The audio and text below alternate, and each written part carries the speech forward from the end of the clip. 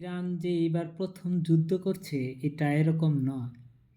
Iran যে বর্তমান যে যুদ্ধ করছে এটার প্রিপারেশন নিচ্ছে প্রায় ২০ থেকে ২৫ বছর আগে থেকে, যখন সাদ্দামকে হত্যা করা হয় এবং লিবিয়ার গাদ্দাফিকে হত্যা করা হয়। তখন থেকে আসলেও তারা এই যুক্তরাষ্ট্রের বিরুদ্ধে, ইসরায়েলের বিরুদ্ধে তারা হচ্ছে একটু একটু করে তারা যুদ্ধের প্রিপারেশন নিচ্ছে।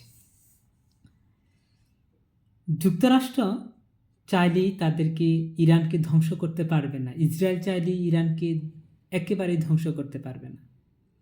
কারণ তাদের যে শক্তি, ইরানের যে শক্তিটা আছে এটা এটা হচ্ছে ডিসেন্ট্রালাইজড করা। এটা যে এক জায়গায় যে সীমাবদ্ধ এরকম নয়। যেমন এখানে শক্তি বলতে বোঝানো হচ্ছে বিদ্যুৎ শক্তি, মিসাইল, পানি, ড্রোন সিস্টেম, তাদের সামরিক বাহিনী, এই যে এগুলা ডিসেন্ট্রালাইজড করা, অর্থাৎ ইরানের বিভিন্ন জায়গায় এগুলা ছড়িয়ে ছিটিয়ে আছে।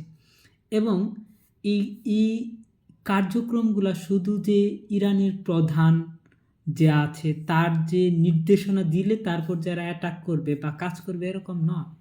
এরা কাজ করবে হচ্ছে বিভিন্নভাবে, মানে এদের নিজস্ব টেকনিকে, এদের নিজস্ব কমান্ডের উপর ভিত্তি করে এই শক্তিগুলো আসলে কাজ করে। দ্যাটস ওয়াই, যেমন আমরা যদি এখানে বলি যে ইরানের প্রায় যে বিদ্যুৎ যে কেন্দ্রগুলো রয়েছে এই প্রায় হচ্ছে 450টি প্লাস হচ্ছে যে বিদ্যুৎ কেন্দ্র রয়েছে।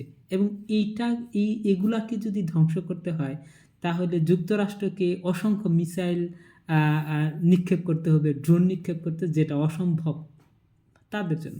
ঠিক তেমনইভাবে যে আইআরজিসির যে হচ্ছে যে যে আইআরজিসির যে বিভিন্ন অফিস রয়েছে, সেন্ট্রাল অফিস রয়েছে, এটা প্রায় হচ্ছে 30টার অধিক অফিস রয়েছে। এবং এগুলা যে কোথায় কোথায় রয়েছে এগুলা হচ্ছে যে যুক্তরাষ্ট্রের যে গোয়েন্দা সংস্থা এরা জানেই না। বাই দ্য ওয়ে, এই ইরান হচ্ছে যুক্তরাষ্ট্র চাচ্ছে বা যুক্তরাষ্ট্র চাচ্ছে এই যুদ্ধটা বন্ধ হোক, কিন্তু ইরানের পক্ষ থেকে যে 3টা শর্ত দেওয়া হয়েছে এই যুদ্ধটা বন্ধ করতে। 1 নম্বর যে শর্তটা দেওয়া হয়েছে যে যুক্তরাষ্ট্র কখনো ভবিষ্যতে এই ইরানকে আর আক্রমণ করবে না এরকম প্রতিশ্রুতি দিতে হবে, বা এরকম একটা স্ট্রং একটা শক্তিশালী চুক্তি করতে হবে।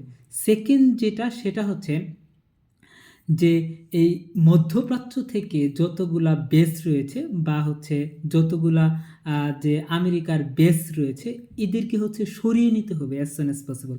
3 নাম্বার যেটা বলেছে সেটা হচ্ছে যুক্তরাষ্ট্র এবং ইরানের সাথে যুদ্ধ করতে ইরানের যত যে হচ্ছে যে খরচ হয়েছে তার ভর্তুকি দিতে হবে। যদি এই 3টা শর্ত মানে তাহলে ইরান এই যুদ্ধ থেকে নিজেকে প্রত্যাহার করে নেবে। On the other hand Iran এই যুদ্ধ কন্টিনিউ চালিয়ে যাবে। ধন্যবাদ। আসসালামু আলাইকুম।